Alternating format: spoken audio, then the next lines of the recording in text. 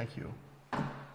Welcome everybody to the Scotts Valley Community Advisory Council meeting on this Monday, June 16th. And we'll roll call. Joel? I'm here. All right. Jody? Jody's here. And Cornelia? Here. Greg is here, and Jarrett got out of the dentist chair and he can't talk. So we have a quorum with 4 of the 5 members present. And I'd like to ask for a motion to accept the posted agenda as listed. So moved. So moved by, okay, Cornelia, I gotta take minutes here, so I'm gonna be double duty in here.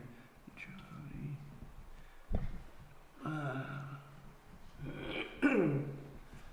Okay. You could do that later. No, I can't remember that far back. Wait till you get my age.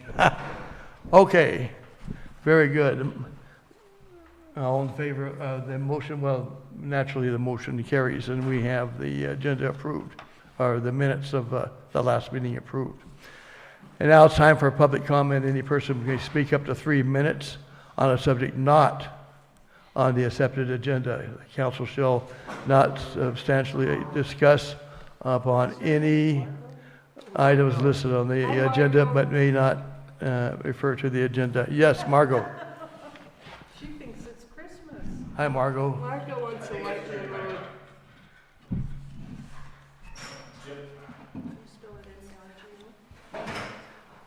Ho, ho, ho, Scotts Valley.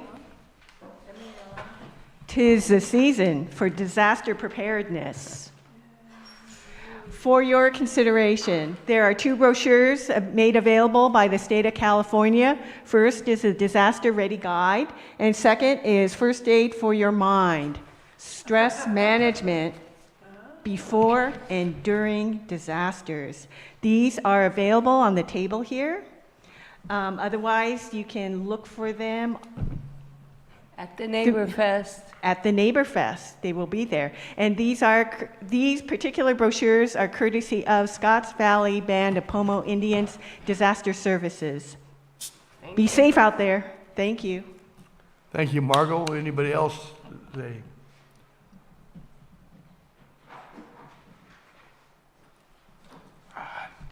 Okay. What was the name of the first aid for your mind and? Disaster Ready Guide. Okay. They have them over there on the table there. She's taking notes. Oh, you're also taking notes? We'll do compare. Sure, great. Okay. So with that said, thank you, Margot, for sharing that thought. It's something to be mindful of. And we always appreciate you being here and supporting us. I really appreciate it. Okay, we have a number of guest speakers here today. We have Jennifer from Northern Rural Energy Network, and then we'll have a report from the Lakeport Water Wells, City of Lakeport, and then the Brown Act training. I'm really looking forward to that. And with that in mind, Here we go. we'll, You don't have to say that. I guess we're going to have the guest speaker first, right? I'm trying to look on the agenda. Okay. Jennifer. Yeah, Jennifer. Welcome, So we're Jennifer. after Jennifer to give a presentation. Thank you for being here this evening. Thank you very much. I'm Jennifer Brennan. I'm with the Northern Rural Energy Network, which is a program of the Lake Area Planning Council. LAPC is the Regional Transportation Planning Agency for Lake County and also runs the Lake County Transit. And LAPC has been serving Lake County for 53 years. So that's a little bit of background. Thank you very much for taking the time to have me come tonight. I really appreciate it. Appreciate Supervisor Rasmussen, who has had to hear me now maybe on the 6th time talk about this program.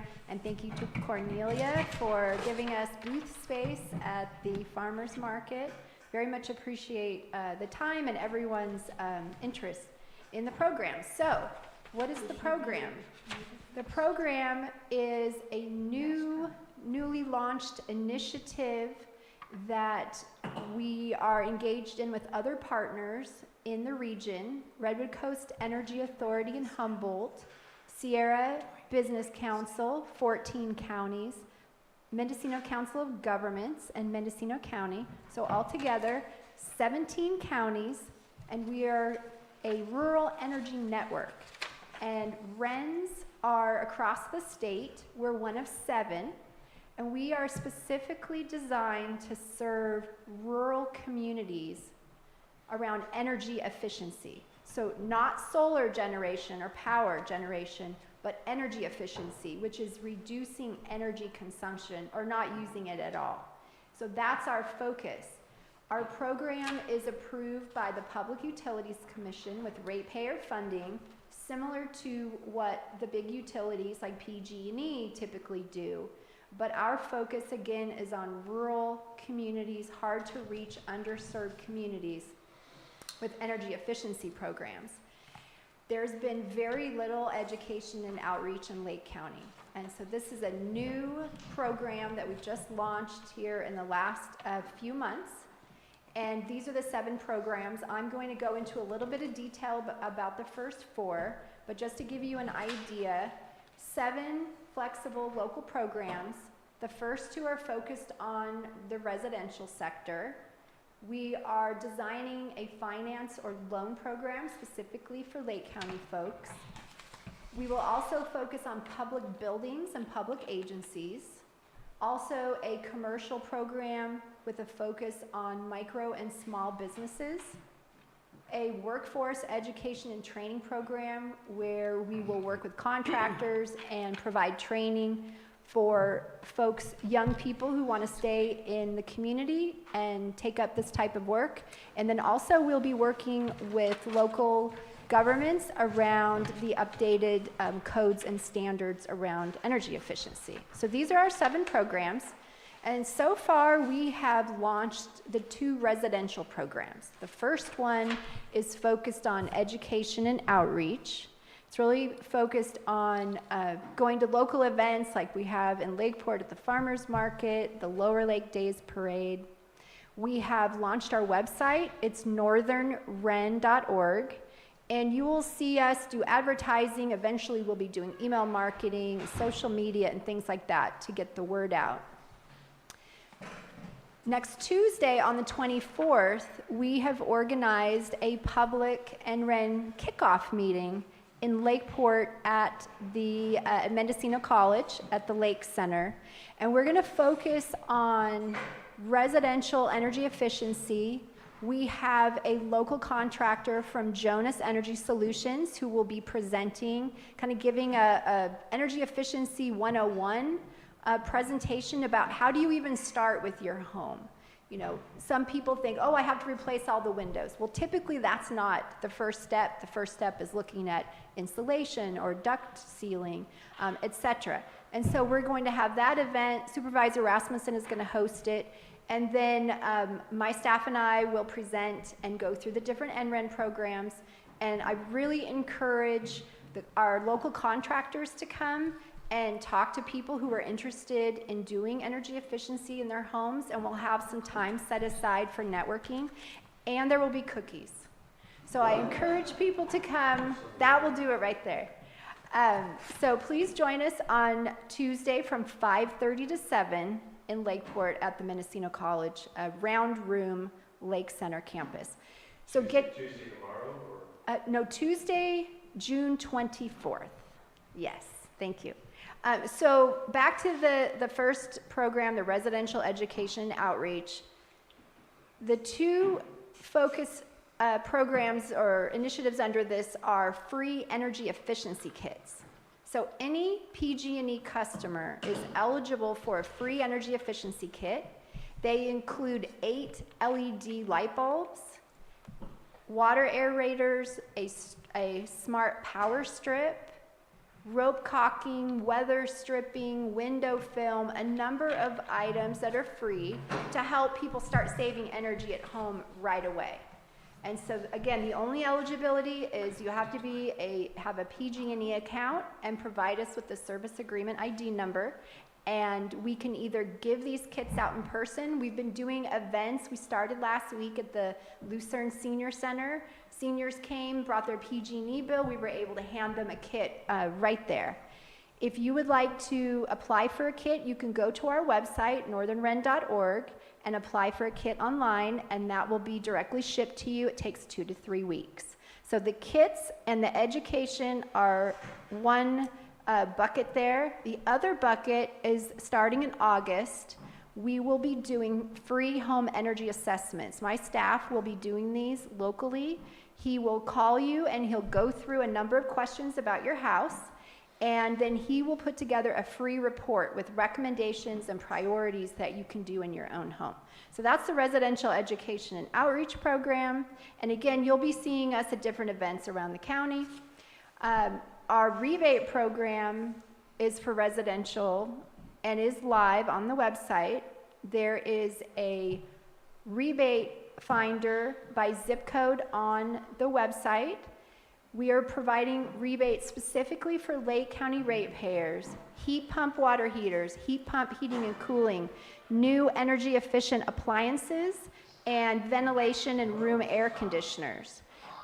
We hope in the future to launch an additional rebate for duct sealing and insulation, including for mobile homes, because we do realize that there are a lot of mobile homes in the county. So these are live. So if you, let's say, just last week had a licensed contractor install a new heat pump water heater and you got a permit, you can sign up for this rebate and you will get a check back from NREN. So I encourage you to take a look at that and see, and again, any appliances, refrigerators, the amounts of the rebates vary between $10 and several $1,000s depending on the type of system that you install. Next is our finance program. We're working on this right now. We hope to offer 0% interest loans for varying terms, for micro loans, bridge loans, electrification loans. We are currently doing a needs assessment, and we launched last week. We have a survey that we are working on that is going to be focused on residential and small and medium-sized businesses and public buildings. Currently, we're also working on our commercial program. It's under design, and again, we're going to prioritize small and micro businesses. It also includes public sector and nonprofit facilities.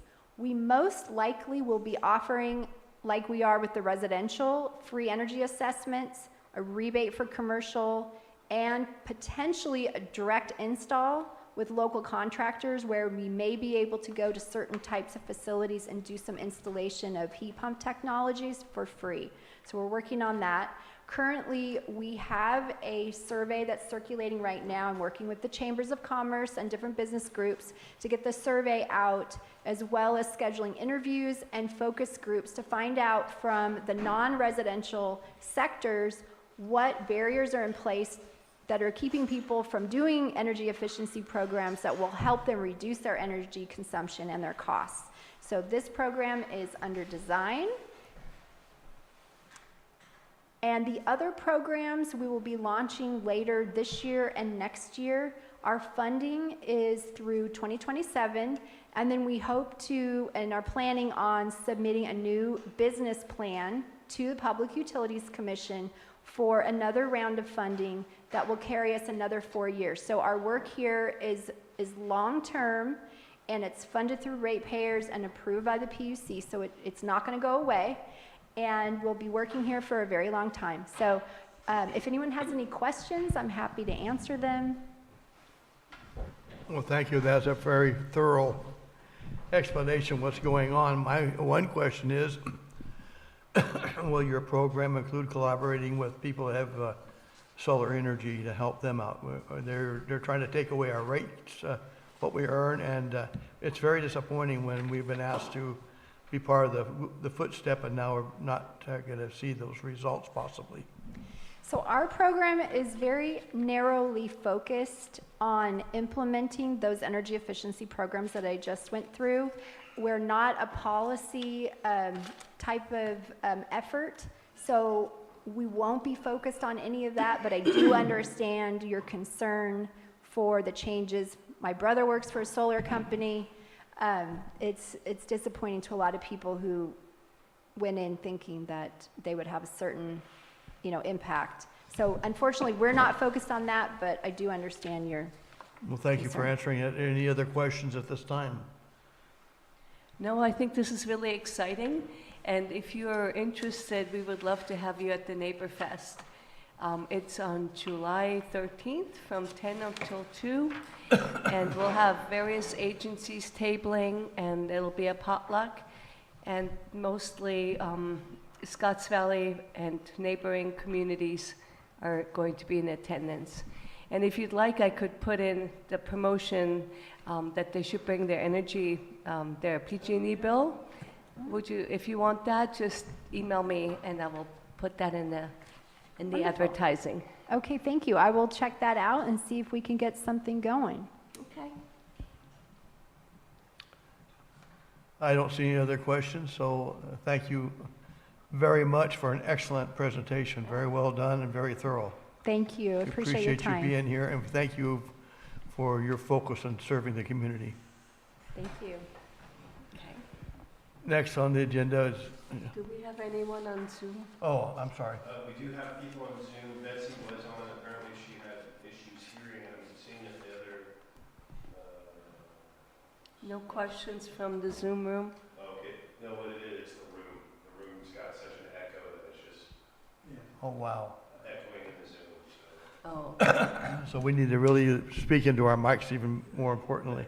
And is that really going to solve the issue with because the microphones pick up everything, Oh, right? And so, okay.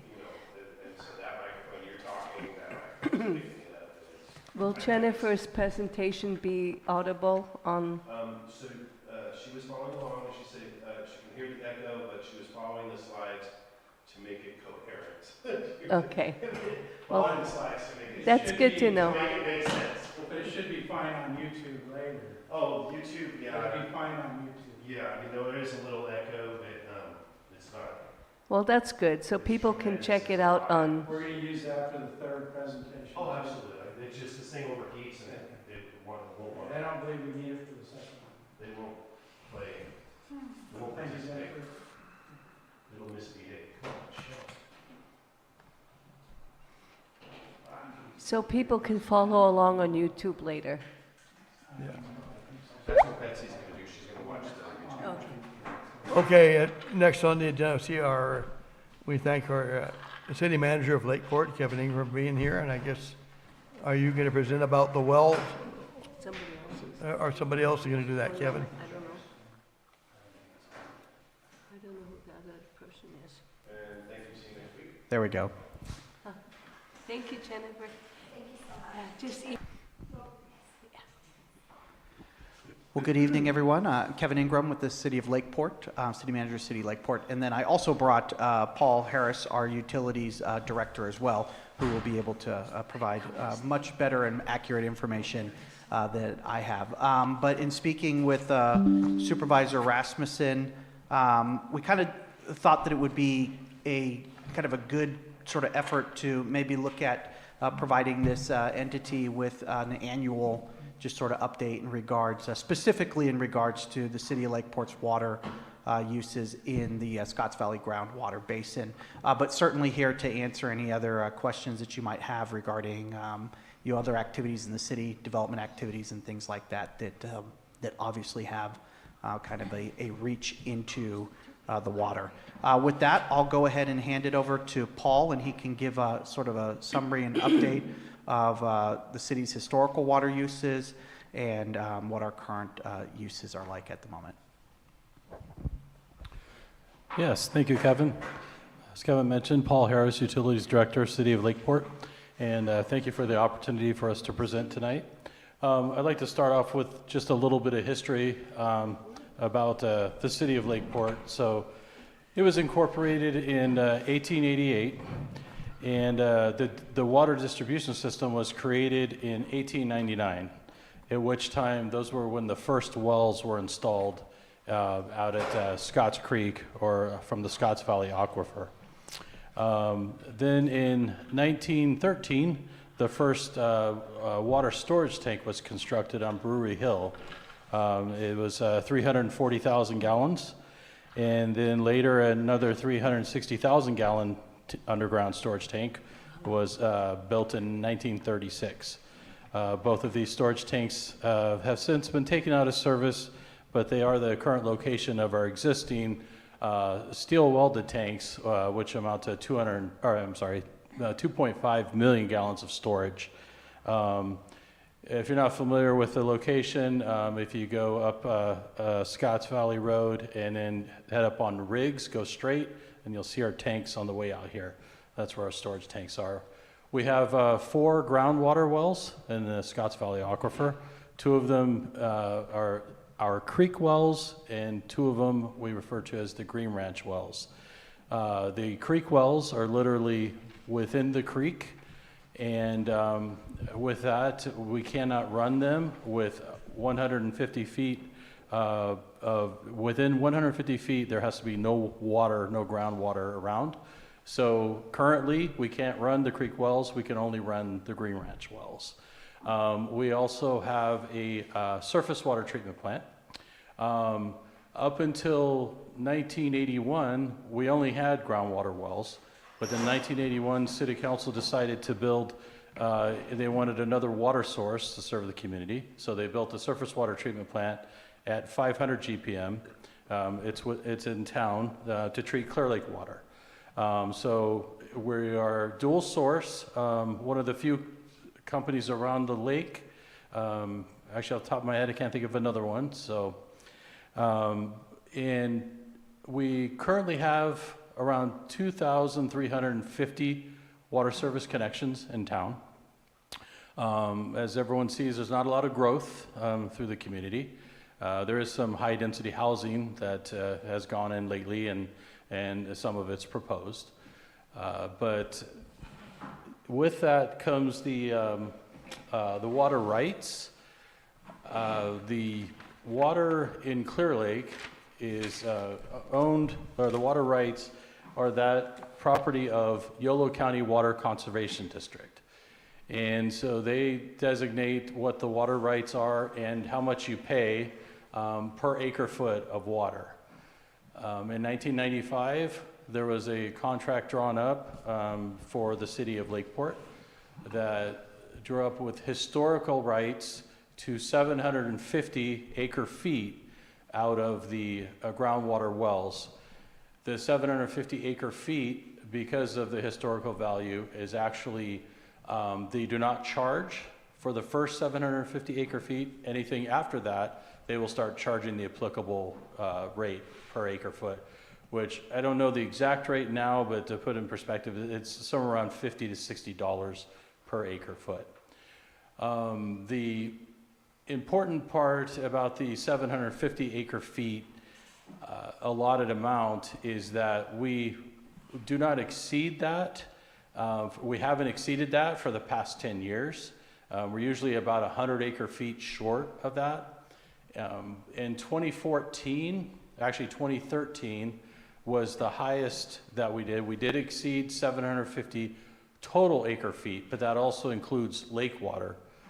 But if you recall, in 2014, we had a pretty major drought, and a lot of water habits changed, and it showed in production, and ever since then, it has really trended downward, and it's staying really consistent.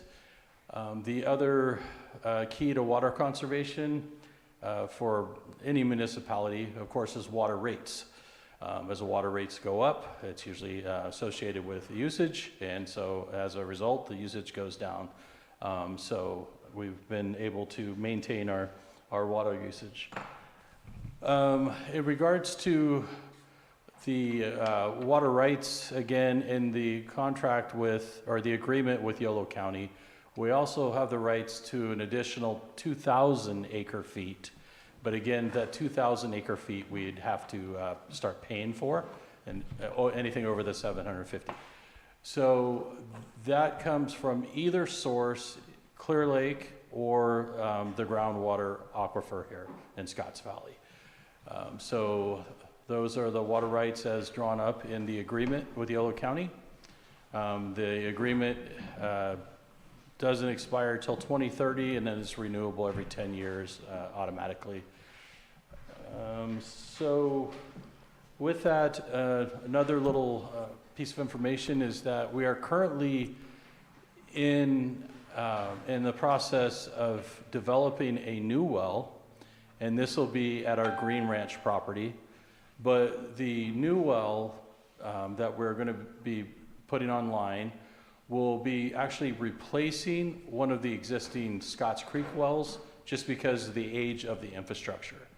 So it doesn't increase capacity necessarily, but it's upgrading the infrastructure, and it's also allowing us to produce water throughout the year as opposed to just seasonal when the creek is not running. So it gives us some more options. But in the environmental process, it is clear that we are not looking to increase overall production with the wells. It's just a replacement to replace the aging ones in the creek. The creek wells themselves, as a result of being, even when the creek is completely dry, we have to treat it as like it is surface water. So we're held to standards which require us monitoring the turbidity so it doesn't exceed, just like we would at our surface water plant. Can exceed a 0.3 NTU at any time. We disinfect with 4-log removal, which means that we inject chlorine, and it goes through a very long contact time through our 2.5 million gallons of storage in order to accomplish the disinfection required to go out to the system. So we're held to some pretty stringent standards using those wells out there, but the water quality is generally very good, and so it's never an issue for us. And then, so I think that pretty much is an overview of the system, and I'd be happy to answer any questions related to our operation. Well, thank you, Paul. That was a very good report. We appreciate it. Thank you, Kevin. That's why I brought in. Yes, so, Your name is Paul Harris. Paul Harris, yeah. And you are from City of Lakeport Utilities Director. Utilities, okay. Yeah. Utilities, public utilities.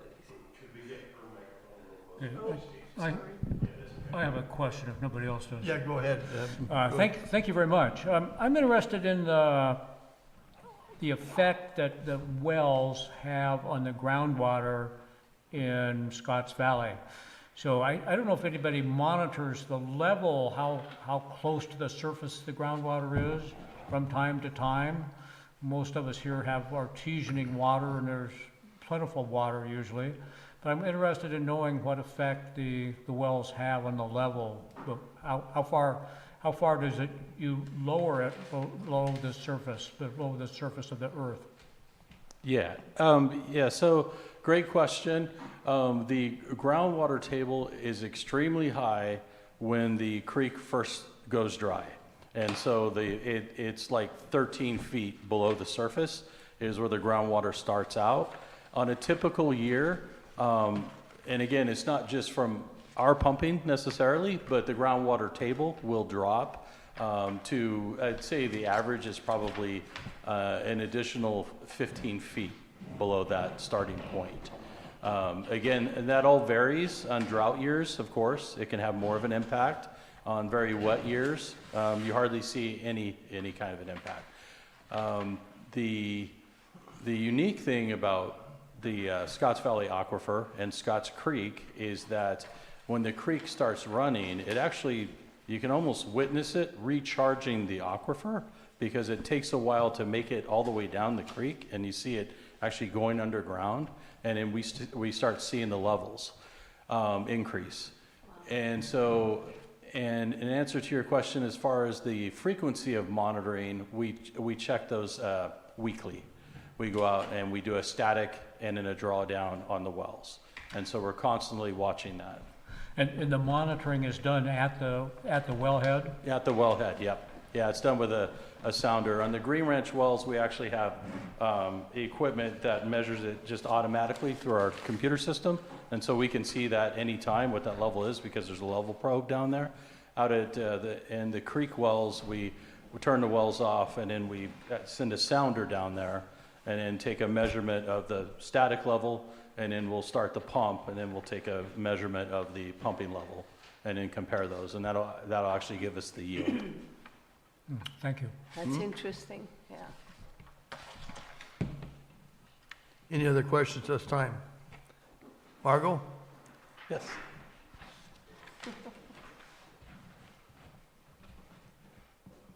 Thank you.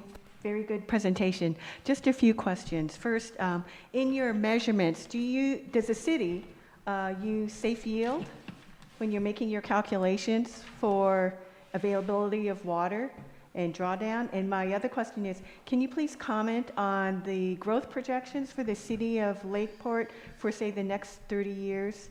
This is, relative to our work on updating the general plan. Thank you. Okay. I'll handle the first one, then I'll turn the second part over to Kevin, who'd be better versed at the growth. Yeah, so we do monitor the yield, and we also have a drought response plan that is kind of a comprehensive tool that we use to kind of see how water is doing between the lake and the aquifer. And so we can take steps to, produce more lake water if the aquifer was to somehow really start diving down for an unknown reason. I will say it recovers very nicely every year, and it's not an issue. But during the drought, we did see it dive a little bit, and I will say that one of our wells actually loses, it will go dry during a drought year, and that's just a known. But the other creek well and the Green Ranch wells, they will sustain through a drought year. So hopefully that answers your question. Yep, and I'll let Kevin take over. Oh, thank you. Thank you, Paul.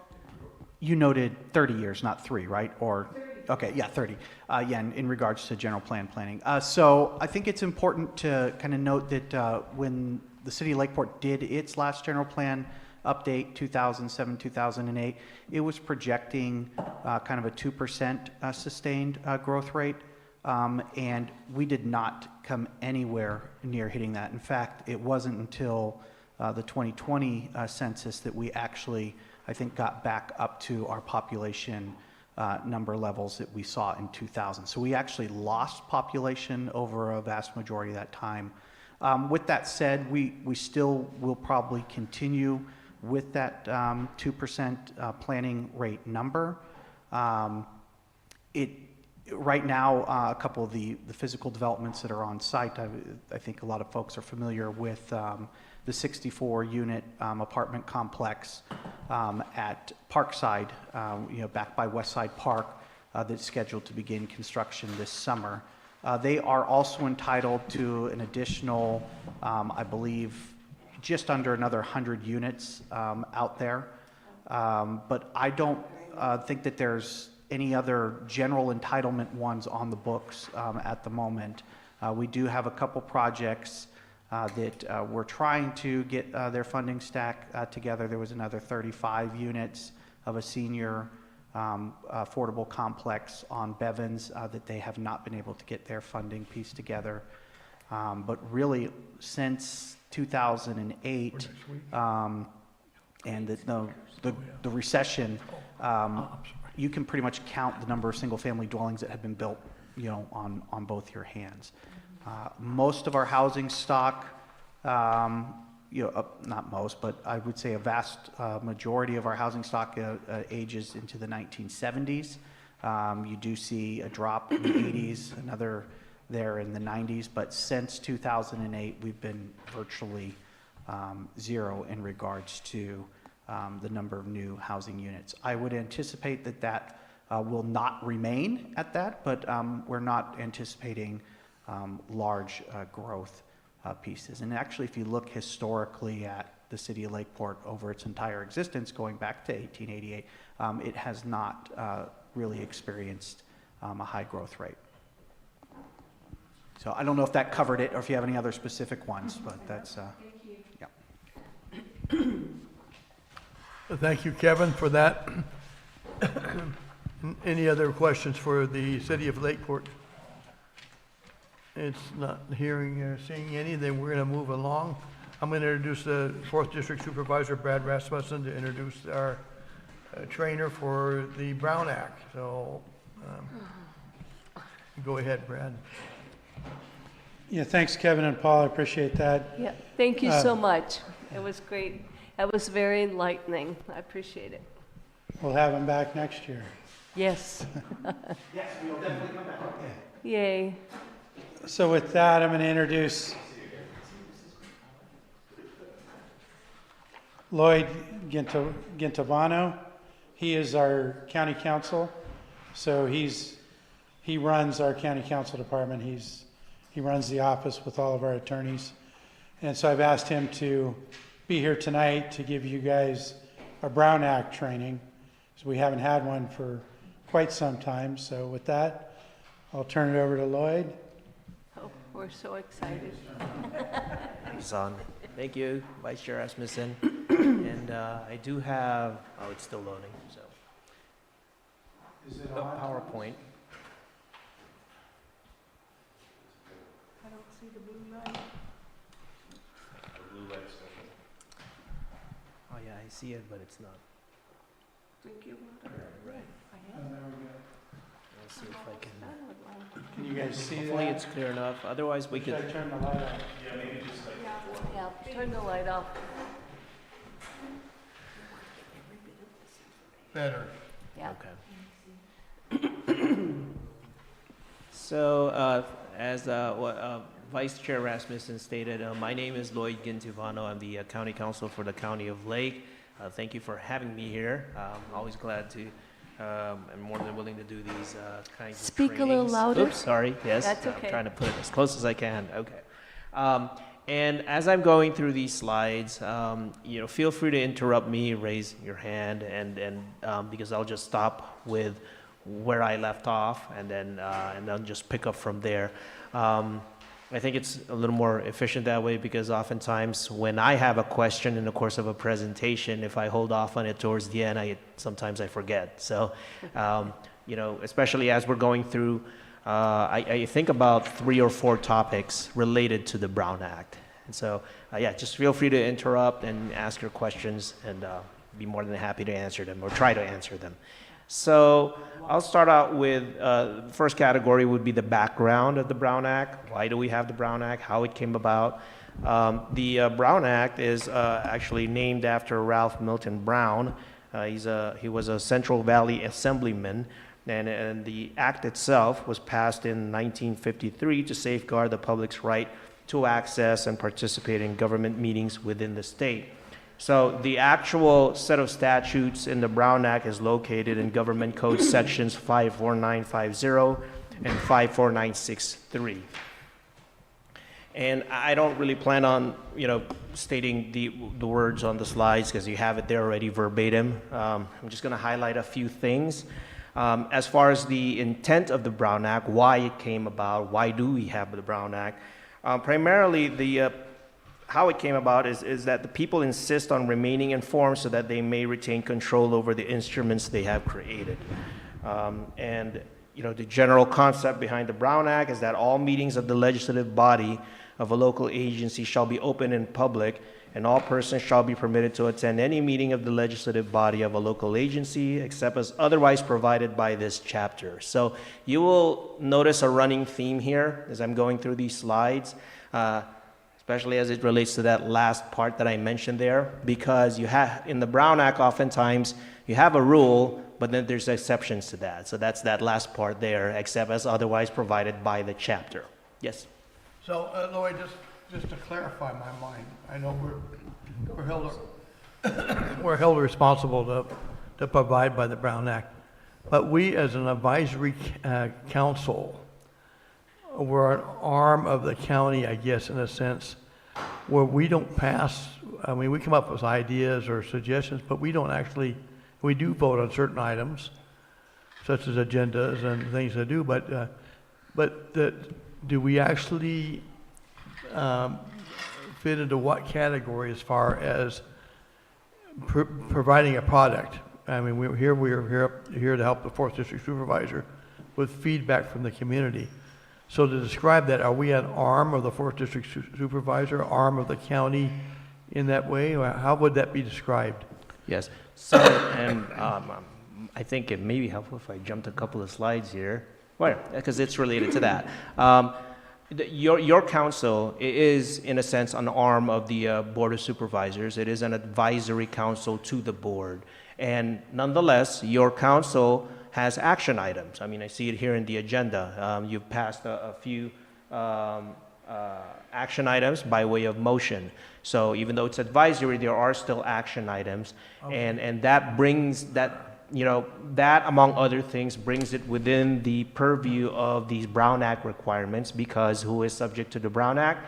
Well, you've got the Board of Supervisors, first and foremost, as an example. That's the first category there. And then this council fits under the second one, which is the advisory and standing subcommittees created by such governing boards. And then you also have these other entities, all boards, committees, and bodies created by federal or state law. You also have those. But that the second category is what applies to this council. So going back to the intent of the Brown Act, it's really, you know, the whole intent here is to have the business of the legislative body, such as your council, be conducted on behalf of the public, and because it is most certainly the public's business. And that's part of the theme there of having it open and transparent for public participation.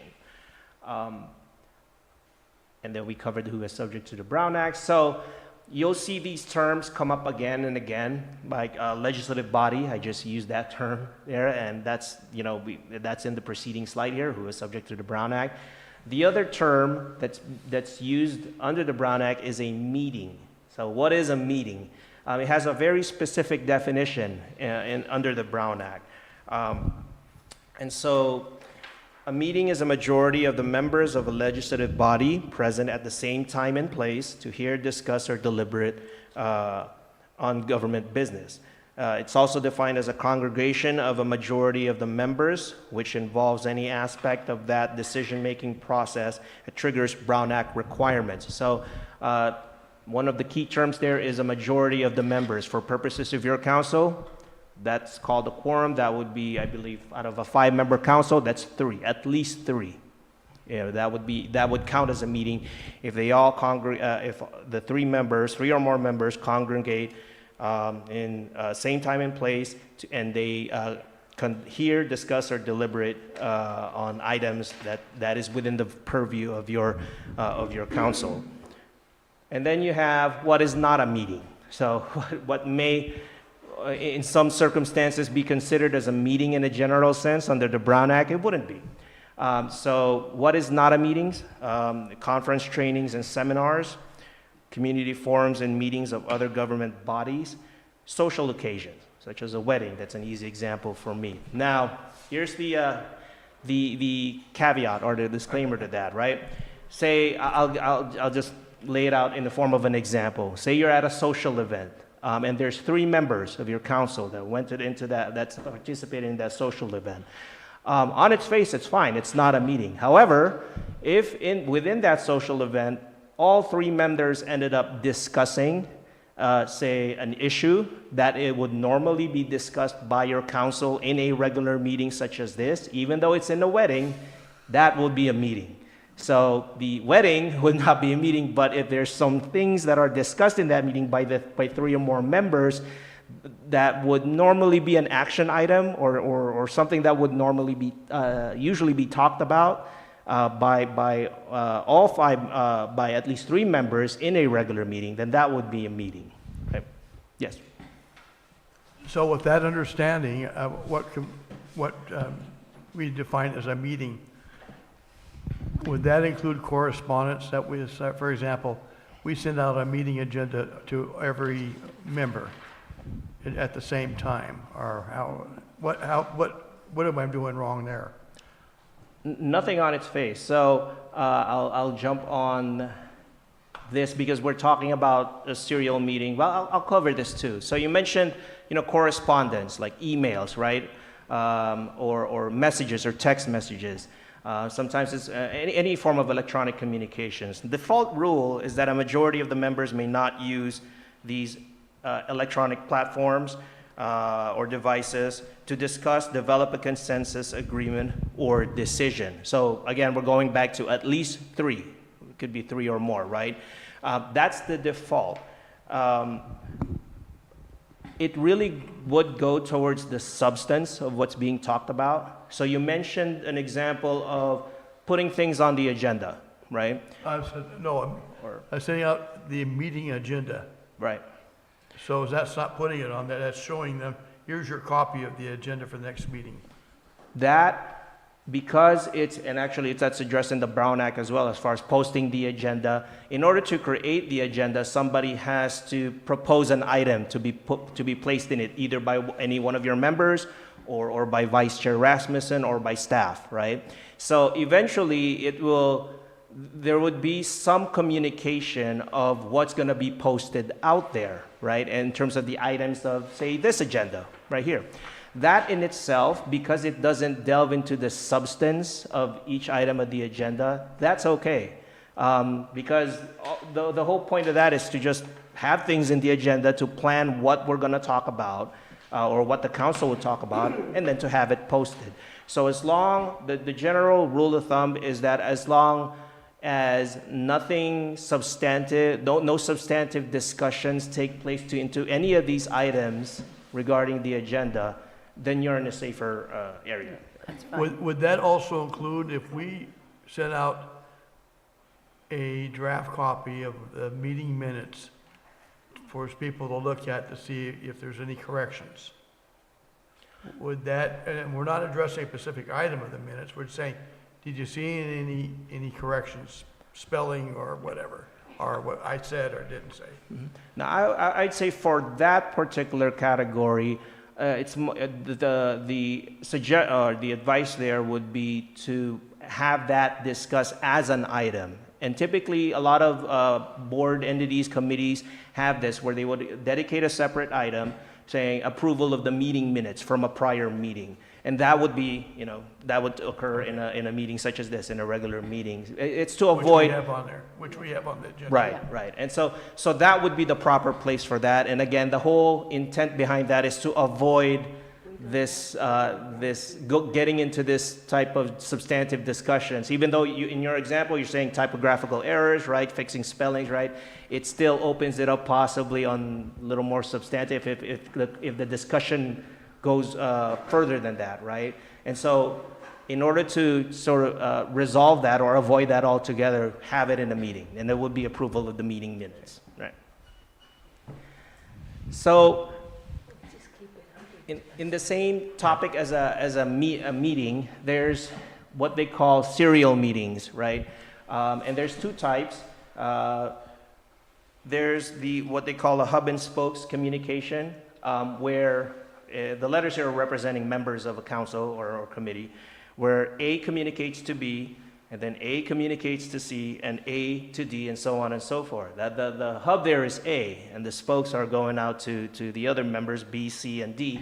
And under that example, the communications consist of the same topic that would normally be, say, an action item for your council. So that would count as a meeting, even if they could occur at separate times, right? Because A is the primary hub of that, and he or she would be communicating with the other members over this same topic, and that could count as a meeting. That would then trigger or prompt, agenda posting, having it in the same physical place, right? Meetings such as this one. The other type of serial meeting is chain communications, or also known as a daisy chain, where A communicates to B, and then B to C, and then C to D, and so on and so forth. That can also count as a meeting that would be subject to the Brown Act if it involves the same topic, right, that's being talked about. Because again, it's trying to avoid, the whole exercise here is that it's not that it's prohibited, it's just there has to be a forum for that. in order to develop a consensus agreement or decision in an actual meeting, a noticed meeting, in order to allow the public to participate.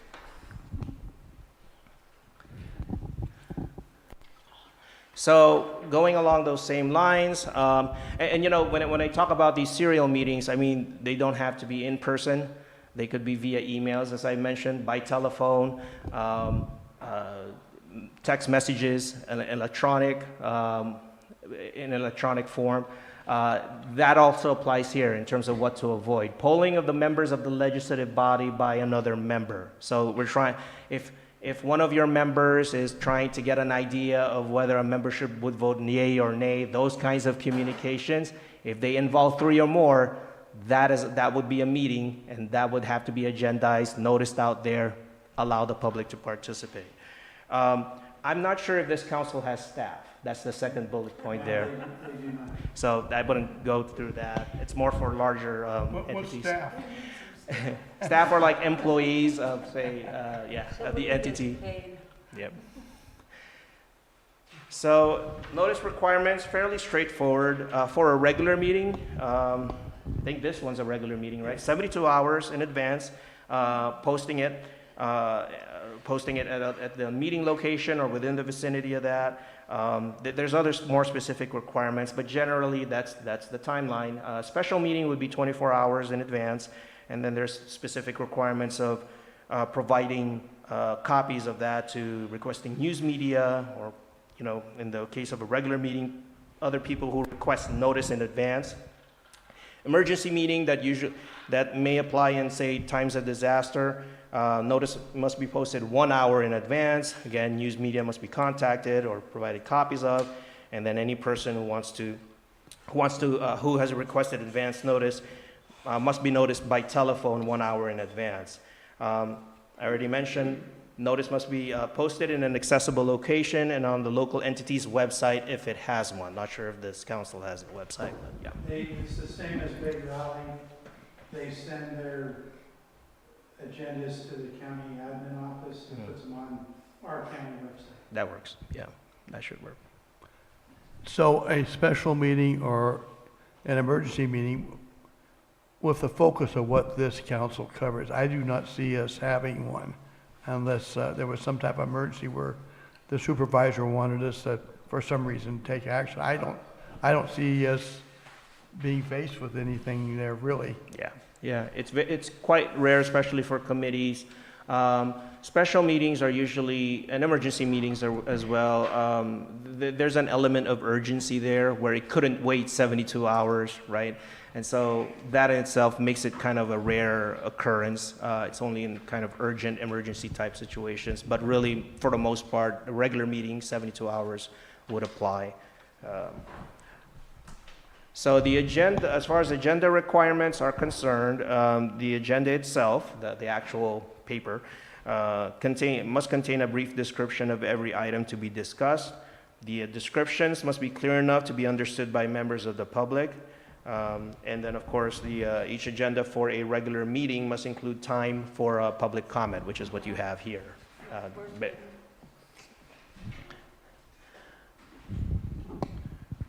And then this is part of the agenda requirements.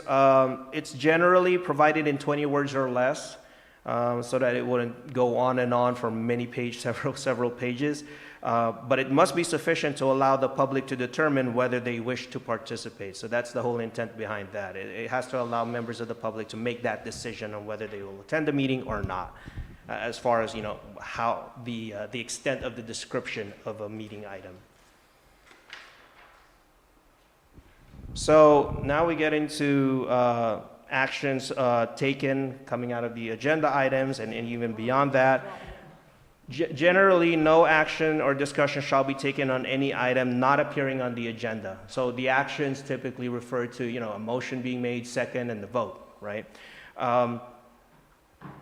Now, for public input, which, you know, it could be it could be handled in an informal way. Your council can respond to public input or ask questions for clarification. your council can also make reports or activities or announcements. I see some of the items here, just like reports or announcements of sorts. That's, you know, that can be an item in your agenda. Again, the last point there only applies really if you have staff to direct, like employees of the council to direct, which really wouldn't apply here. Here. Again, going into agenda requirements, there is a provision there where it covers situations where you already posted your agenda, and then after you posted the agenda within that 72-hour period, right? Something comes up that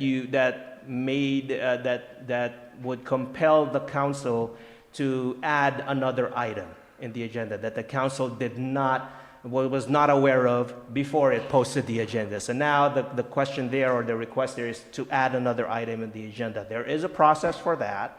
I would say just generally, if the situation comes up, contact me or my office, because we would walk you through the procedures and the requirements for that. It's fairly straightforward, but it again, much like, you know, emergency meetings or special meetings, it doesn't come up too often. So, but if that was the case, your council posted the agenda already, and then after you posted it, there's a new item, you wanted another new item to be added, contact my office, and then we'll walk you through the process for that. Okay. I'll plan on that. So location of the meetings. It has to be held within the boundaries of the jurisdiction of the government entity, which is where we are now, Lake County. Exceptions to that, as always, there are exceptions. Inspections are real problem. I think many of these won't really apply.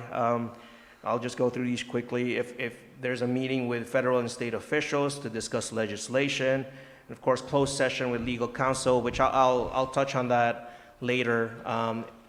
But I'll tell you right now, it's kind of rare for committees to have any of those bullet points applied to the committees for exceptions on bringing the location, say, outside of Lake County. That's the whole point of this slide. So it's pretty rare. So now we get into the commenting of the public comments. You know, the two terms, public comment and public input, are used interchangeably. Really what they refer to is whether or not the members of the public are commenting on an agenda item, which is in your notice, or on a non-agenda item, which is, you know, it's actually addressed here, right? On things that are not on the agenda, there's also a public comment. Generally, if it's within the subject matter, the jurisdiction of that body, the suggestion here, or the advice here, would be to designate a separate item for public input, so that members of the public, and that's what happened here, right? To talk, you know, so that members of the public can talk about things that are not within the jurisdiction of your council, right? And then also, and this can be, you know, handled informally as well. For each of the items that your council has, do allow members of the public to comment or ask questions, which is what took place here. So those are kind of the general guidelines. It's a way to separate out the two categories. My understanding of protocol in regards to that, when there is a subject that comes up, an item that we're discussing, normally the chair focuses on the board members for their input first. And once the board members are done, then we go to the public to see if there's any input. Is that correct, or isn't that the way it should be?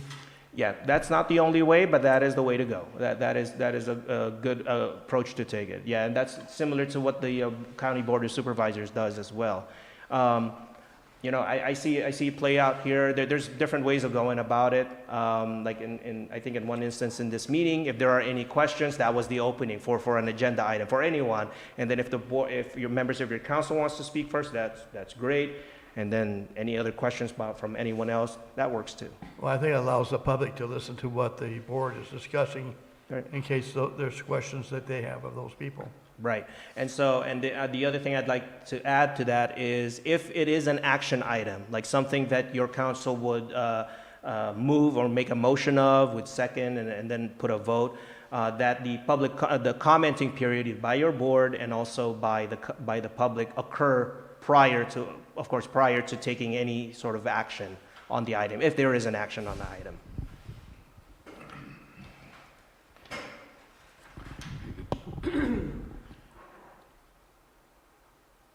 So again, in keeping with the open and public and transparent nature under the Brown Act, it has to be open and public, except, of course, always an exception, closed session.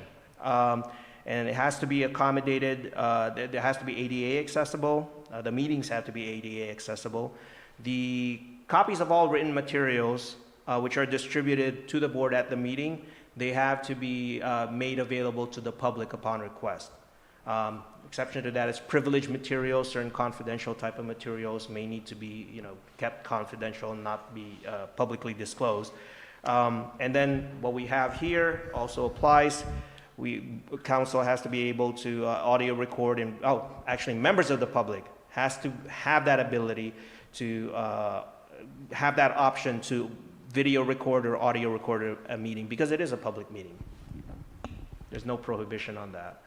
So closed session, and just before I get into it further, much of the categories here really won't apply to your council, because since your council is an arm of the Board of Supervisors, many of the closed session items that are exceptions to the public open public meeting would apply more on the Board of Supervisors, not your council. And you'll see here, I'll just touch on a few of them. It consists of several categories, but for example, personnel matters, that involves employees, so that doesn't apply here. Labor negotiations, also dealing with employee scope of representation matters. There's pending litigation. That's very rare for councils or committees to be involved with that, because again, mainly if there's going to be a pending litigation issue, it's mainly to the board of Supervisors. Real property, it's very rare if a committee would want to, or a council would want to obtain real property. So you can see here, there's a number of categories here. This one is also rare. Security of public facilities and services. They very rarely apply as a closed session item for committees and councils such as this. But I would say if there is something that would in any of the members' view might be confidential in nature, such that if there's any question or concerns over disclosing it in an open session meeting like this, such as this, please again give my office a call. I will do the research on that. My staff will do the research on that, and then we'll say, yeah, we can do this, or no, we can't, because it is listed in specific categories. It's not as open-ended. And then the default under the Brown Act really is open public meetings and being transparent to the public, right? So get into briefly the violations of the Brown Act. If there is an action item that was approved by your council, it can, a violation in the process or a defect in the process leading up to that action, it can lead to the invalidation of the agency's action or the committee's action. It can also consist of payment of a challenger's attorney's fees, civil liability, and criminal liability based on a misdemeanor. So, but the foremost effect on that really is the invalidation of whatever actions that have come up based on whatever procedural defects there are. This one, and I'll just, I'll run this by, I'll start this with a question first, because I could go through these really quickly, and there's a lot of requirements, but this involves a situation where one or more of your members would want to appear remotely, meaning via Zoom or Teams, in a meeting. I don't know how common that is here for this council. It's kind of, I've heard some committees and councils they're looking into that or not. So it kind of, I'm gauging it right now to see how in depth or how much in detail I could go through these, because there are a lot of requirements on this. I think generally what I typically suggest is that if any one of your members want to appear remotely on a meeting, on a scheduled, say regular meeting, contact my office first, or contact me, because these categories here, like say, for example, traditional teleconferencing, I mean, that's, that can be utilized, but under that category, wherever that remote member's location is, that has to be made accessible to the public. Notice has to be posted there. So that's one category, though, among, I think there's at least 3. There's another category, I'm just kind of glossing over the summary here, under proclaimed state of emergencies. Oh, yes. Just a quick question. If this member who would like to attend remotely is not going to jeopardize the quorum, can they just like listen in and not be an issue? Like our 5th member could be listening in and not voting, and then all that is not required, right? Yes, yes. Okay. So short answer to that would be yes. That member who may be appearing remotely but did not satisfy all the requirements that's needed in order to appear remotely, that member would not be able to vote. They can still listen in. Right. But And it won't affect that. it wouldn't affect us long, and Yeah. the action item would still proceed, would still be approved so long as a quorum of the rest of the members, Okay. Yeah. vote. So vote we're on not it. worried about that then. Right. So, I already mentioned proclaimed state of emergency. That has its own set of requirements. And then you have Assembly Bill 2449, which, it allows for a member to appear remotely, but only if there's just cause, like say if there's or a medical emergency, for instance. It has a lot of these requirements here. So much like a lot of the other, some of the other items that I mentioned, if any one of the members want to appear remotely and participate with a vote, right, like actively, as if that person is there physically, before that happens, please give me a call, because I could walk through all these requirements and just basically make a suggestion or advice that, we can do this or not, right? And then lastly, Senate Bill 1100, this deals with disruption in meetings, which may or may not apply here. So a presiding member of the legislative body conducting a meeting or their designee may remove or cause the removal of an individual disrupting the meeting. But generally speaking, only after that individual has to be warned first. So there has to be a warning to that individual who was disrupting the meeting, and informing that individual that they are disrupting the meeting, and if they disrupt it some more, they're going to be they'll be kicked out. So there has to be they have to be given an opportunity to cease their disruptive behavior. And it goes through what's disruptive behavior. It's engaging in behavior that uses force or a true threat of force, or any failure to comply with reasonable and lawful regulations that have been adopted by your committee. And that would be the end of the presentation. Apologize for the length, but if there are any questions, I'm here too.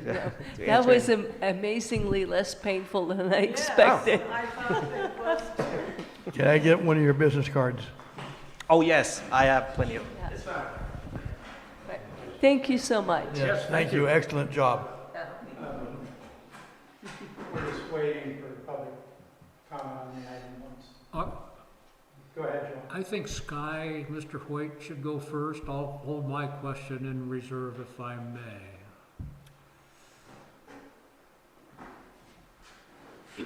Hi, Sky. Just to be clear, I have no aspiration to ever sit over there in that council and have all those rules apply to me. So remaining as a member of the public. But I wonder, in the event of an emergency, a fire, a flood, a traffic accident, a police emergency, am I or other members of the public free to communicate to the members of the council, and are they free to communicate to one another? Well, those are two categories there, two scenarios, right? Members of the public can always contact individual members of the council. That's not prohibited. So that's one scenario, right? And there could be a conversation or a discussion by that individual council member and that member of the public. The second scenario that you mentioned is a council member talking with another council member and that, I would say, depends on what's being talked about. I go back to that wedding example. If those, and granted, there's only two, right? Because again, the quorum here is 3. And let's say for the sake of this scenario, there's 3 council members talking in the same place at a wedding. If all they're talking about is the wedding as a social event, how great it is, the food, that's not, that's not a Brown Act violation. But if those 3 members start discussing items that would normally be here at this meeting, like I don't know, I'll just pick an example here. The presentation of the city of Lakeport, right? Lakeport water wells. Now, since it's occurring at a wedding, it should be occurring at a meeting, a noticed meeting, to give the public an opportunity by notice to come in and provide public comment. Yeah, I'm thinking more of the situation where someone's standing out there and the water's coming over the road, and we're trying to figure out if the road's closed up there. We're communicating to somebody up there, and the 2 or 3 people are standing there and they're talking back and forth. I mean, this sounds like a real, live, on-the-ground situation. Yeah, That's more the kind of thing I'm thinking of, and it sounds like all these considerations could be a real impediment if those discussions are included. Yeah, and so as far as those types of conversations in an emergency type of situation, again, even if it involves 2 council members, and then 1 member of the public, if those are the participants in the discussion, that's not a Brown Act violation because it's not a quorum, right? If the conversation or the discussion ends up involving 3 council members, and say, for example, there's consideration of an action item dealing with that, say, sewer spill or that type of emergency or accident, right? And it involves those same 3 discussing that item. I would say the best approach for that would be, if it needs to be an action item by the council, then within 24 hours, or was it an hour, I think? There is an emergency. Yeah, there's an emergency provision in the Brown Act that allows for a very short turnaround time for a meeting to take place, not just with those 3, but all of them. And then members of the public can also attend and provide their public comment. That's adequately confusing. So, and as a member of the public, do I have any liability for trying to communicate to the entire council at once? No. Great. No. Yeah. This is all So obligation. stay up on all those requirements when I send you an email or phone. Okay. They Nope. They just wouldn't be able to start replying all back to you. Yep.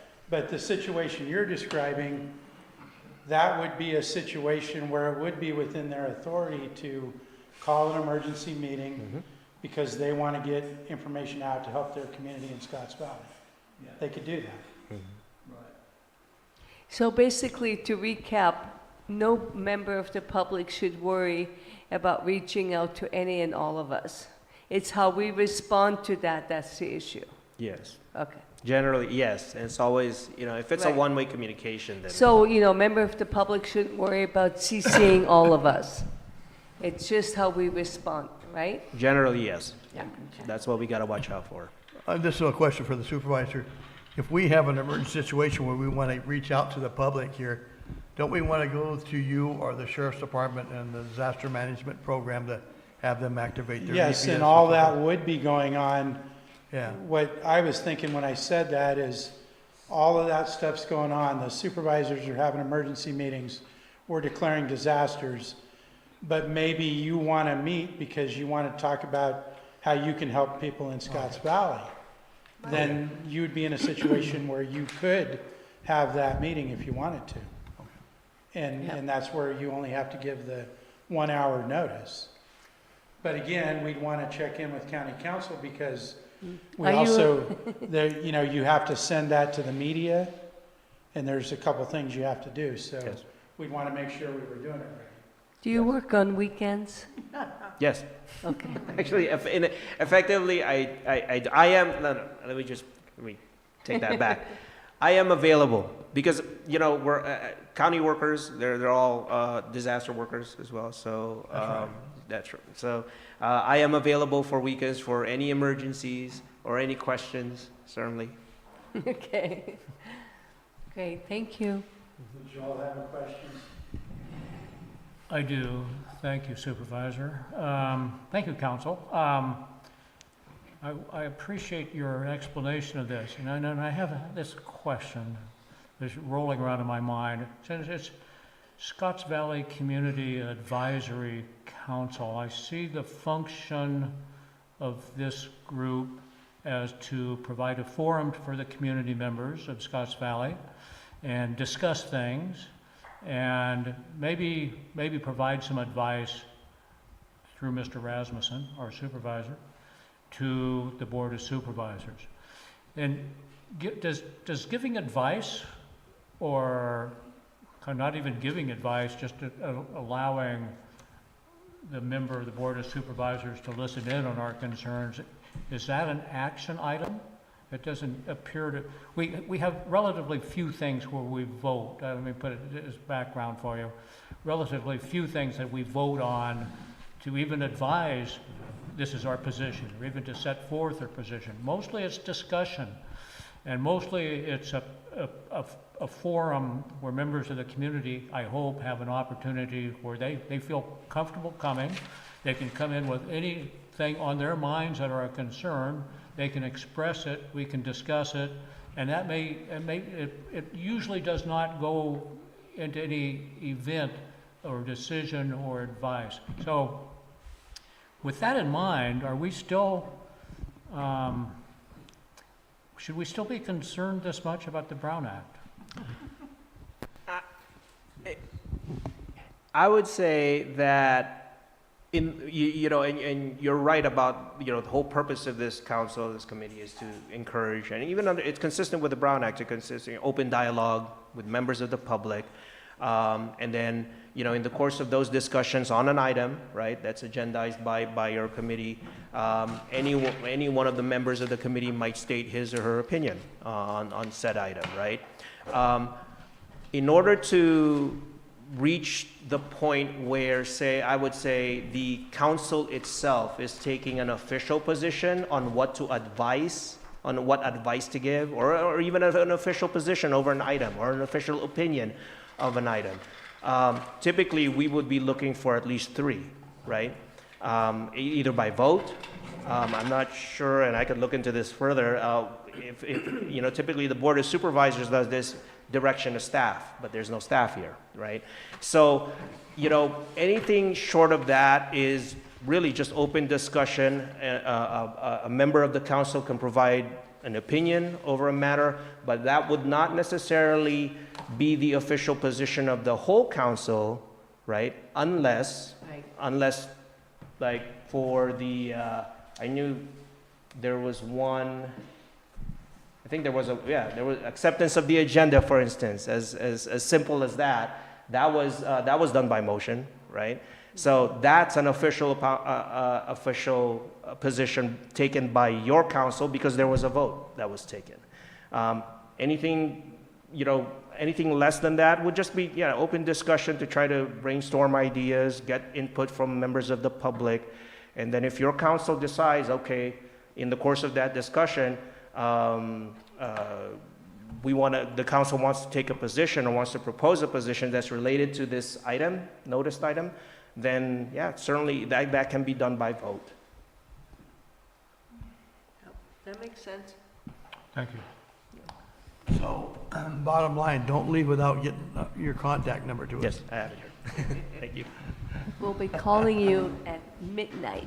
Yes, I Mr. just Supervisor. wanted to mention one last thing, because we talked about this at another council, where you have the Zoom invite on here. I'm going to recommend that in the future, we also put a note with the same language that's on the Board of Supervisor agenda about Zoom, which says that it's provided for convenience And if it goes down, while we may delay the meeting, while we're fixing Zoom, we have the ability to still meet and not have it on Zoom. Because the way it's on the agenda right now, if that Zoom went down, we're supposed to shut this meeting down. Could Can you- email yeah. that wording to us? I can email that to To you. Cornelia? Yeah, it's just gonna be a note like we have right here that Right. says it's for convenience and not required by law. Just a suggestion. Yeah, thank you. No, please do that. Okay. So Lloyd, thank you for your time and Yeah. Thank you, Glenn. Thank making you so this- much. making this painless. Thank you. Thank you so much. Thank you. Here, Lloyd. Here, hold on. How do you pronounce your last name? Oh, Gintivano. Gintivano.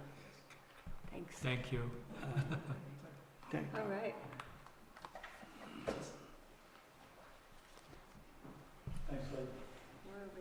Okay, thank you. Let's move on here.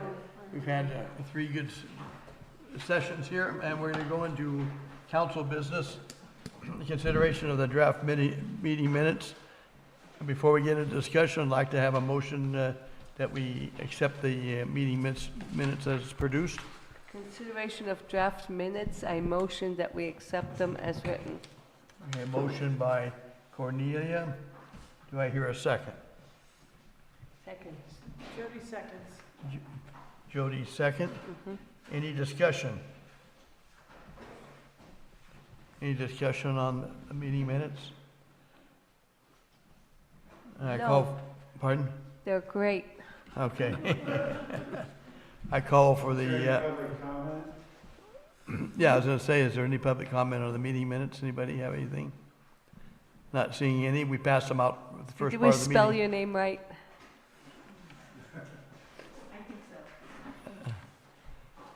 Okay, not seeing any comments, I ask for a vote. All in favor? Aye. Aye. Nays, abstentions, motion carries, minutes have been passed.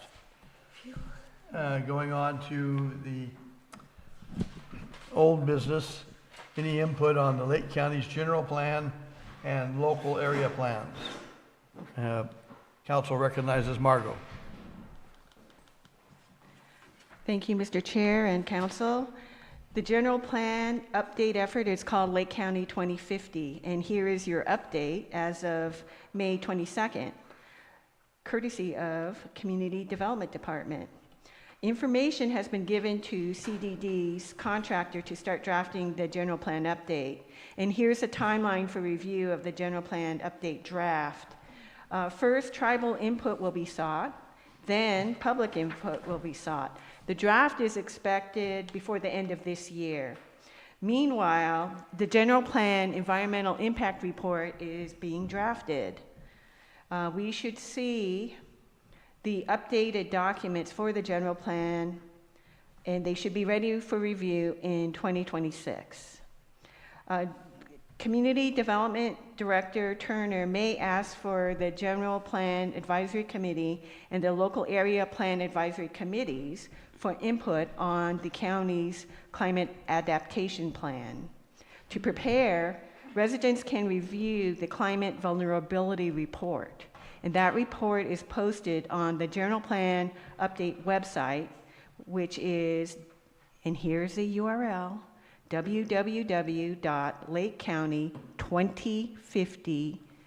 www.lakecounty2050.org. To find this report, look under Documents, and then under Documents, look for Climate Adaptation Documents. And then you'll find the plan. And then you can provide your input. For Scotts Valley, if you're interested in working more on the local area plan for the Lakeport area, let me know. I'd be delighted to work with you. I mean, it's quiet now, but once we start getting those drafts, it's going to be very hectic.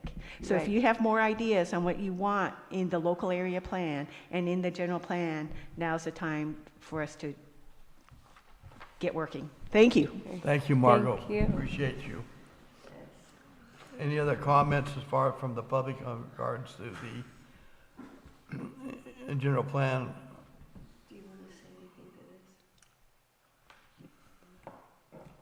Okay, let's move on to item C, new business, NeighborFest, Cornelia. Okay, well, this year we have no grants to pay for any of the free food and goodies or any of the mailings. So I'm hoping that everyone will just tell everyone to come, and it'll be a potluck on July 13th. And we changed it to 10, from 1 to 5 to 10 to 2, from 10 a.m. to 2 p.m. because it's less hot. It'll be at the Medina Ranch just like the last 2 years, and it'll be similar except no free stuff. So I hope it'll be for the community, by the community, and I hope everyone will bring somebody to come so we will know each other and help each other in case of emergencies. That's what the whole point is. Well, thank you, Cornelia. That's, this is the third year in a row, and I think it's growing every year, and people are enjoying it more, so I think it's certainly a very effective thing to service. So It's a fun thank you for your place. leadership on doing that. Okay, next, I'm going to answer the phone. No. Update calendars and miscellaneous reports. Recognize 4th District Supervisor Brad Rasmussen.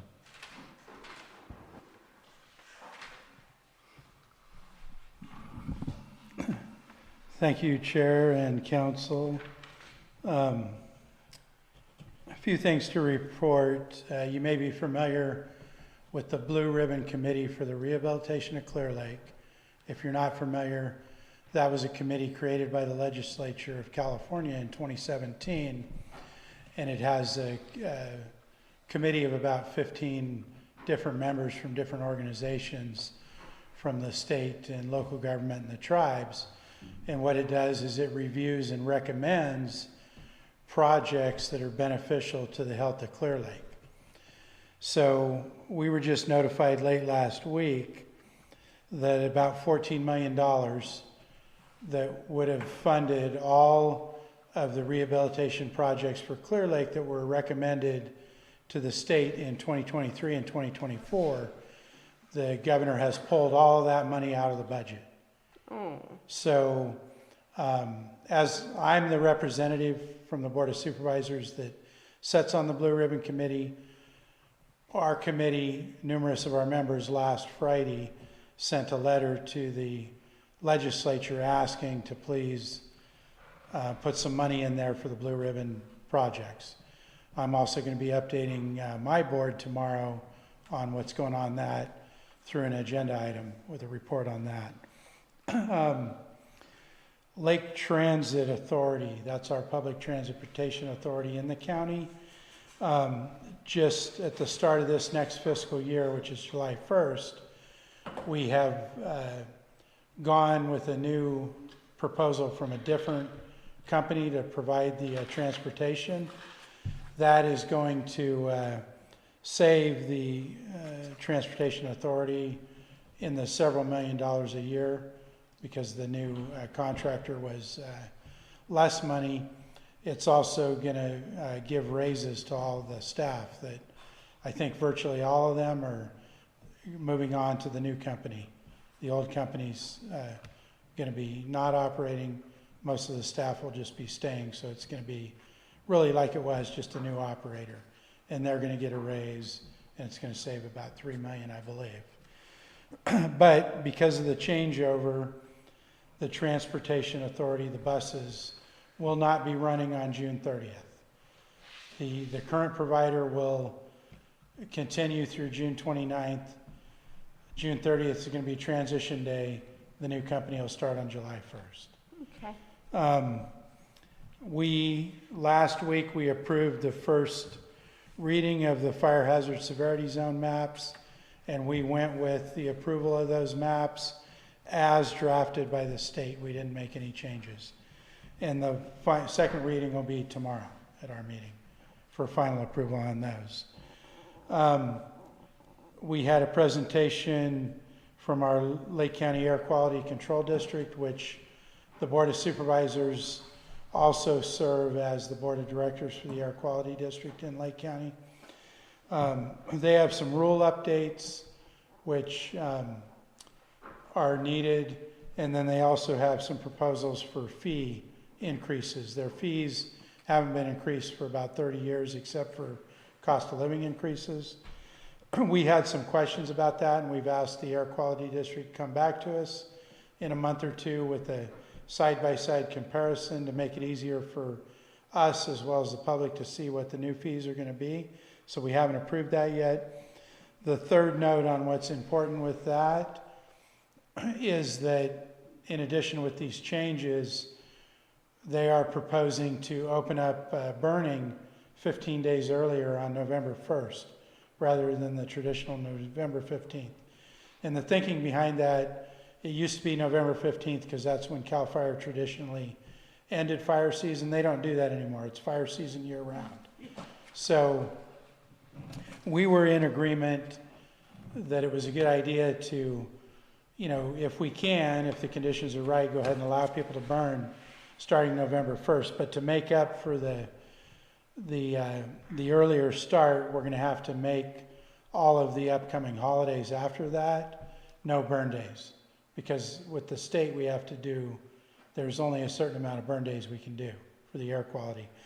But kind of the thought behind that is Christmas, Thanksgiving. Most people aren't going to be out burning anyway, so it's probably a better deal for us to start early. We are diligently working on animal control interviews for a new director. We've done some interviews. We're still working on those. Hopefully within the next month or so, we can have some public information on possibly getting a new director in here, but still being worked on. A couple weeks ago, we did hire a new public health officer. You may recall our permanent public health officer resigned in April.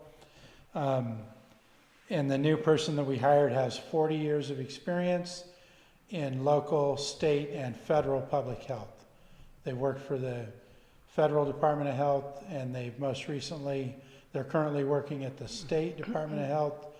Prior to that, they worked at 2 different rural counties in Northern California. Who retired? What was that? Who retired? His name is Dr. Bernstein, Oh. but he won't start until September 1st. Oh, no, I meant who retired? Oh, our current health officer resigned in April. Who was that? That was Naomi Duhan. Oh. She resigned. We're operating right now with a contractor doctor that's doing our public health work. So this new doctor, just wanted to make the point of the extensive amount of experience they have in public health. Next week, we'll be starting our 2-day budget hearings for the county and hope to approve our initial draft budget to then finalize in September after the state gets their budget approved. One thing I just found out about today, the House of Representatives in the United States Congress shut this down a week or 2 ago, but the Senate Energy Budget Committee has brought it back. They're bringing it back to the Senate with a request to sell 120 million acres of public land in the western United States. 10 million of those acres are in California. 6.3 million are U.S. Forest Service acreage. 3.4 million are Bureau of Land Management. Now this still has to go through a lot of steps, and Congress, the House of Reps would still have to vote on a finalized, but they're out at this point. It's under the Senate control as to whether or not it's going to be submitted for the budget. But I wanted to make that point because this proposal on the California acreage includes many thousands of acres in our county. It includes all of Cow Mountain, all of the BLM land that was recently purchased on 175, in addition to South and North Cow Mountain. It includes a lot of U.S. Forest Service acreage around Lake Pillsbury. It includes a lot of U.S. Forest Service acreage up above Indian Valley. It includes more BLM land near Indian Valley. It includes a bunch of acreage in the BLM land that is east of the city of Clear Lake. So this is public land that This is all public land that the they're the putting up federal for government sale? wants to sell to private individuals, use the money for the federal budget. So, What can we do about that? well, I have already called Congress today, and I've talked to our congressman's office, and they have confirmed what I'm telling you, that that's the proposal of the Senate Energy Budget Committee, so it's in front of the Senate.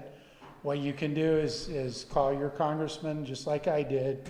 You can also email the California senators, those two, and let them know your thoughts. And I will, as your supervisor, update you on what I hear. I'm going to stay on top of that.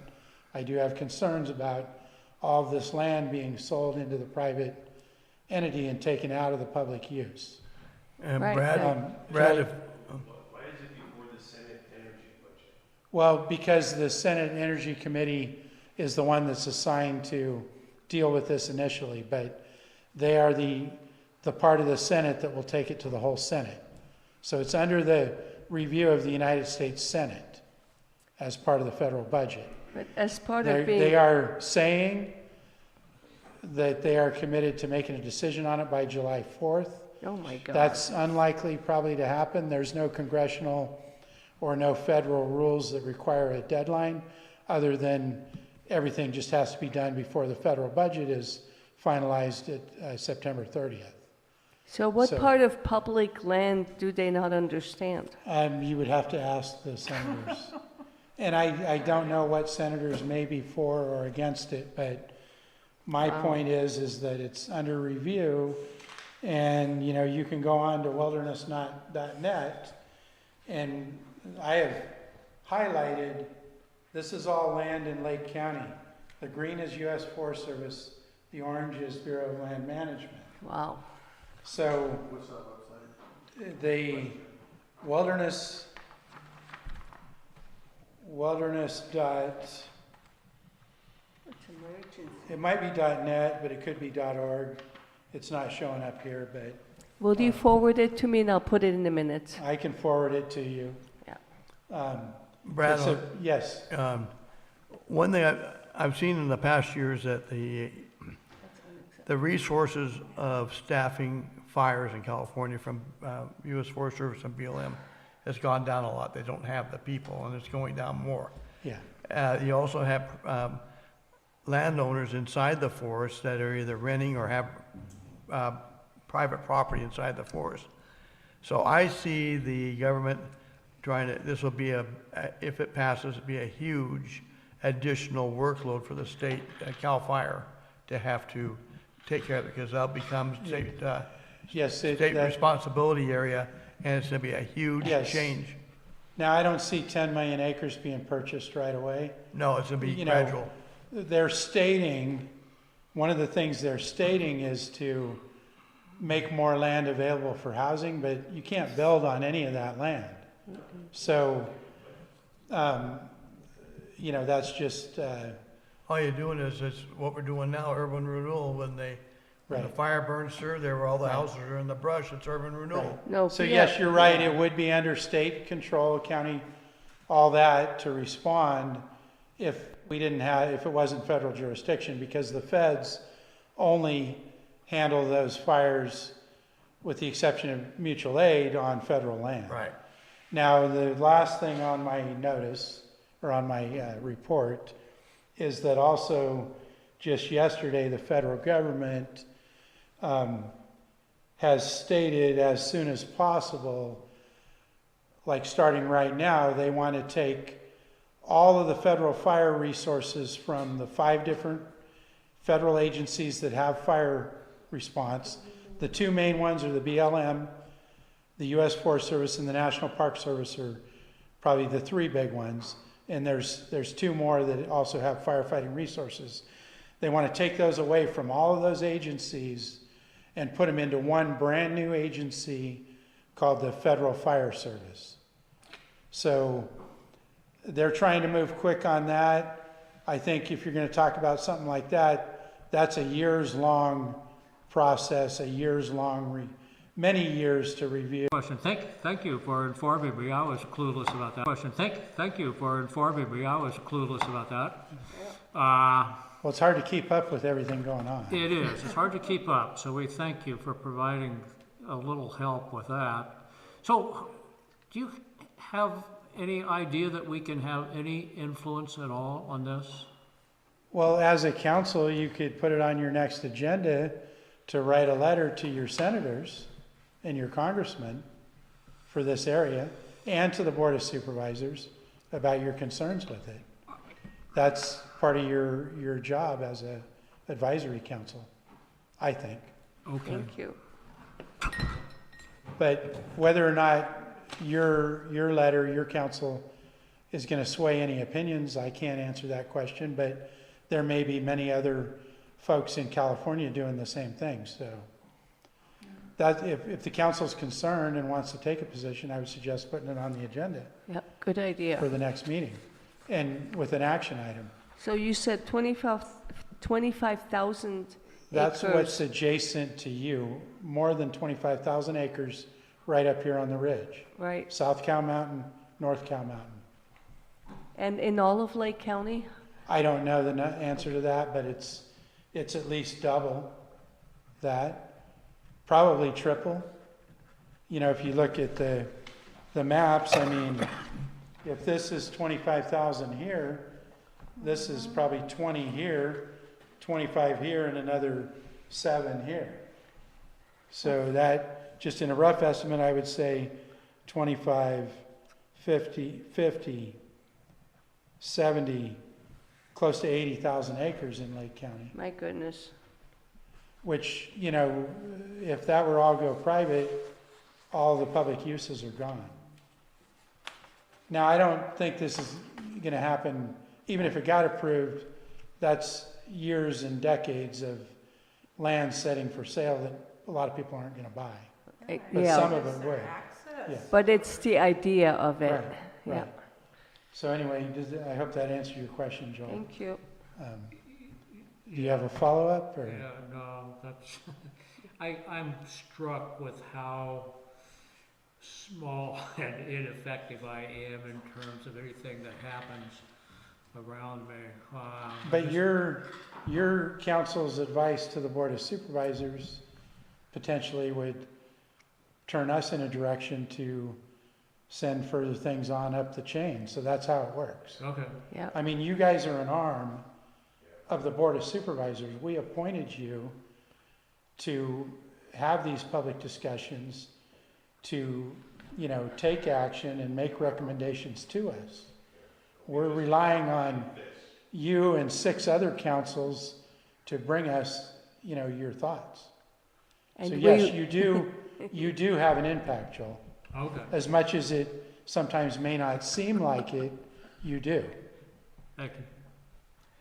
that was very encouraging. Yeah. Thank you, Mr. Supervisor, on that. Let's move on to the next question. Scotts Valley Water. there any public comment? Oh, yes, public comment. Oh, boy. Public, yes. We need public comment.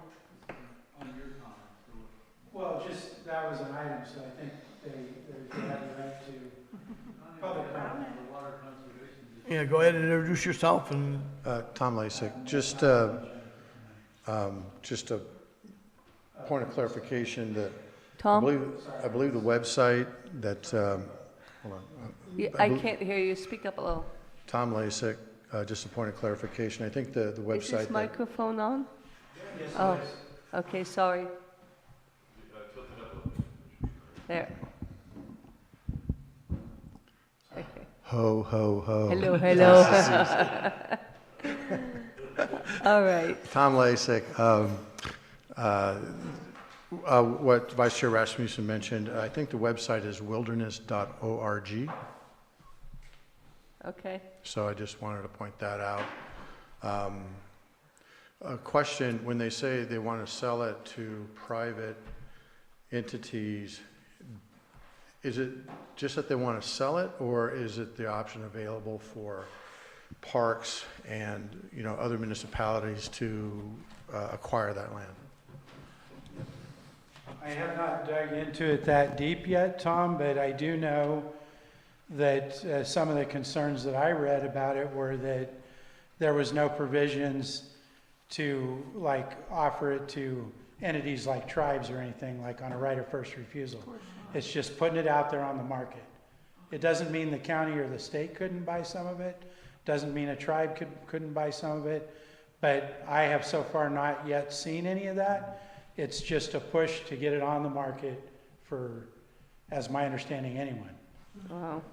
So it's going to take more. I've just found out about this today. I barely know much about it.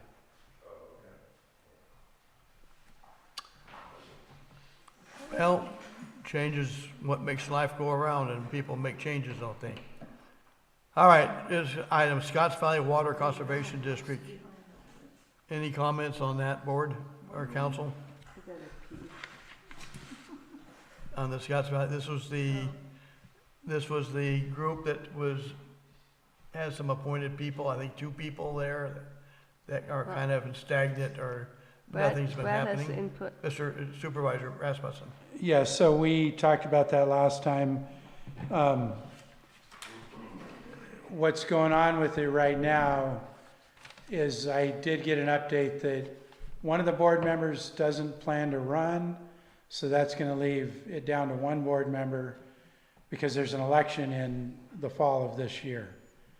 And one of those members has given notice that they don't plan to run. At this point, I am looking at taking this in front of the Board of Supervisors to request a resolution to have LAFCO review it to potentially dissolve the district, to dissolve that conservation district. Like I said, I think in my report, the city of Lakeport is willing to come give reports here. You know, one of the 6 reasons that district was created was to monitor the city of Lakeport's usage.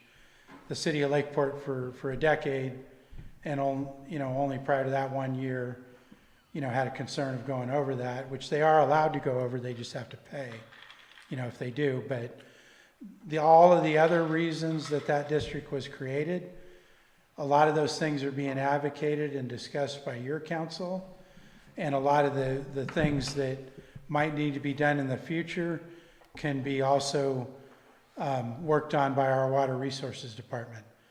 That district hasn't really met in a couple of years. They don't have public facilities. They don't have a public office. They're not putting out information.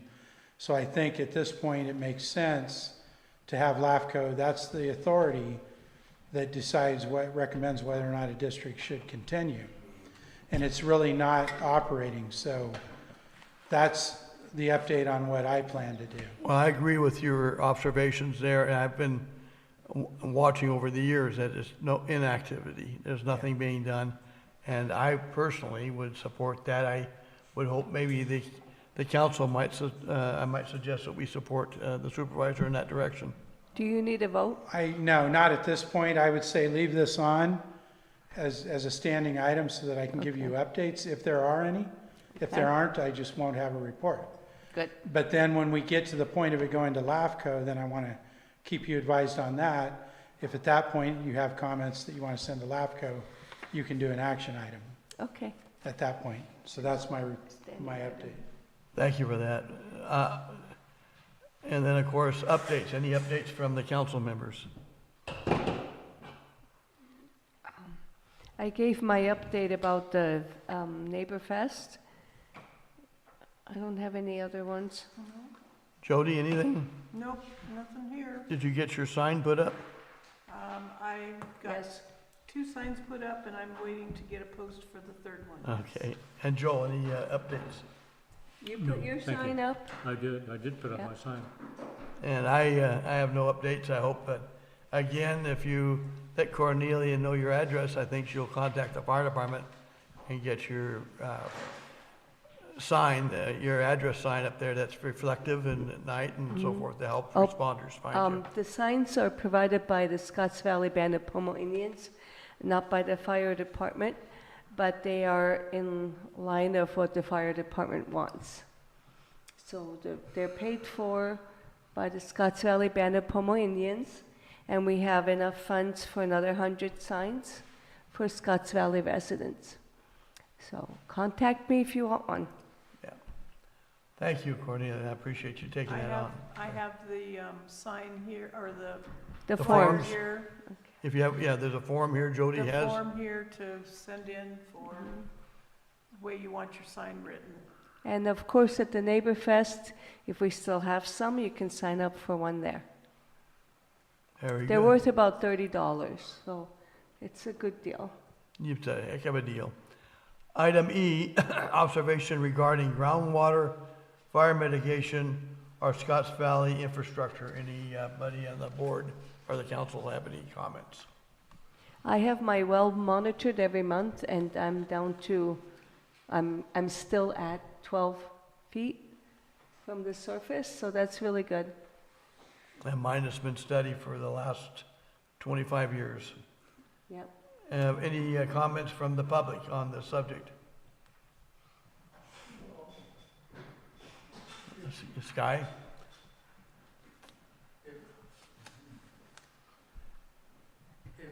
Cornelia's talking about the water resources people coming to check wells. As far as I know, mine's been dropped off the list. Really? Since that guy, what was his name, Tom, whatever his name was. Fox, Mr. Fox? Yeah, I haven't seen him in a couple of years. No, they come every month.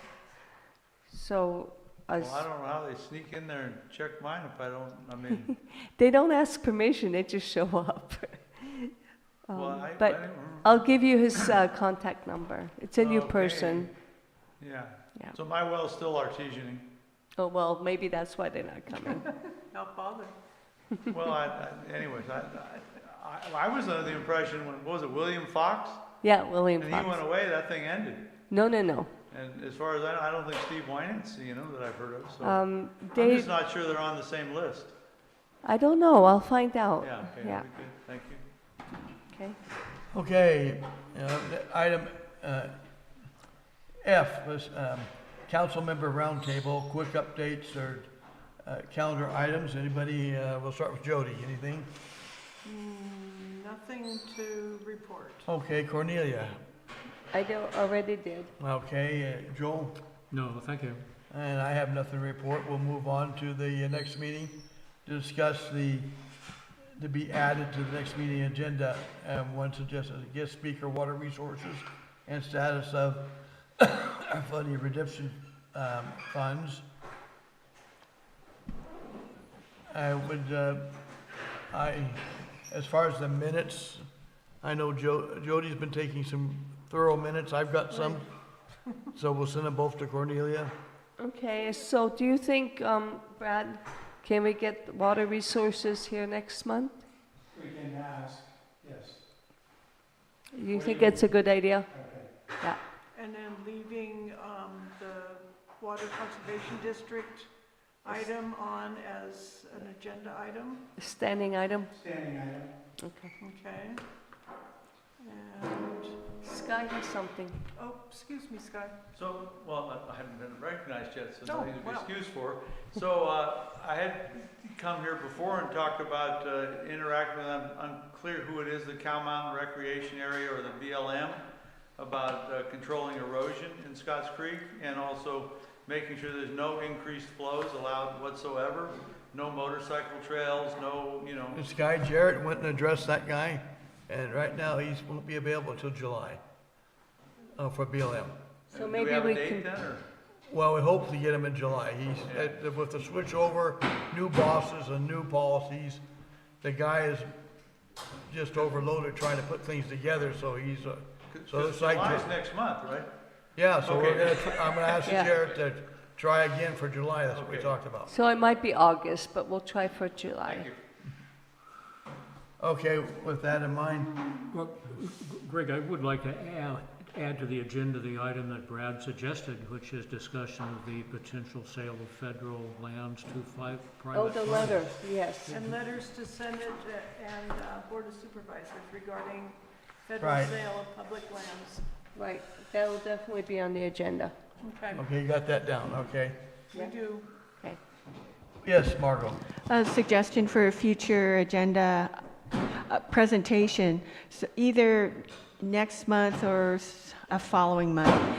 If this body has not had a presentation from TERRA, Tribal Eco Restoration Alliance, that might be very enlightening. Yeah. Um, I'm ways- hoping to get them for the Neighbor Fest. Excellent. Okay. Yeah. But yes, I agree. Yeah, a presentation because landowners may not be aware of the program, and it could help us reduce fuel loads. Thank you. Great, thanks. Margot? You got that? You guys got that Yeah. part there? I couldn't hear. Tara? Okay. T-E-R-A. The next meeting, August. so water resources and status of flooding mitigation funds, is that something we want to put on the agenda for next time?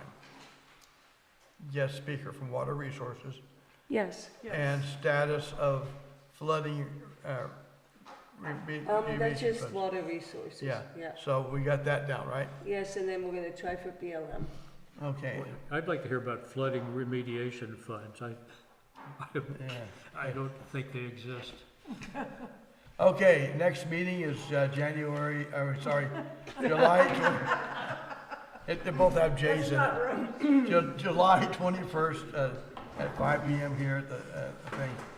Next month, Yeah, third Monday every month except for December, we go quiet. With that, this meeting is adjourned. Thank you, everybody. Thank you, Greg.